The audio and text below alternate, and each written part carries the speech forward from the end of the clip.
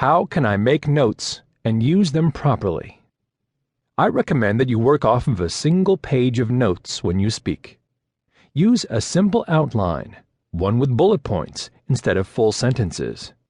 Each bullet point should have no more than 3 or 4 words attached to it, just enough to jog your memory on what you want to say on that point. Make your words in a really big font so that you don't have to bend over to read them, pick up the paper, or put on your glasses. Put every key point, number, fact, and story title that are absolutely essential on your paper, but only the stuff that is completely necessary. If you can't fit it all on one page while using large type, then you have a problem. The key factor here is to spend most of your time looking at your audience while you present. You'll occasionally have to look down at your notes to figure out what to say next, but you shouldn't have enough text to keep your head buried for very long. People often describe what I am advocating here as ad-libbing or being extemporaneous, but this is not quite right. It would be truly hard to just think on the spot while you're standing up there in front of people, and I don't want to make you work that hard. I'm simply advocating that you follow a roadmap. You've already thought about what you want to say. You've practiced on video once or twice. You have notes. You glance at the first bullet point.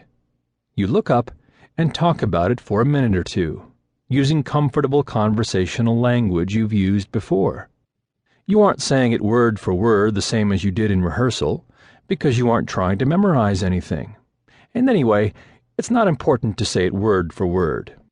When you finish one point and said everything you have to say, then you simply stop talking for a second. Without embarrassment, you look down at your notes, see what the next bullet point is, then look up at your audience and start talking again. Repeat the process until you have finished the speech. If you remember the days before GPS devices told us every turn to make while driving, you may recall actually having to use a large paper map. Maps were great to plot out a trip before you started driving a car, and they were helpful if you occasionally had to glance down at them while at a stoplight.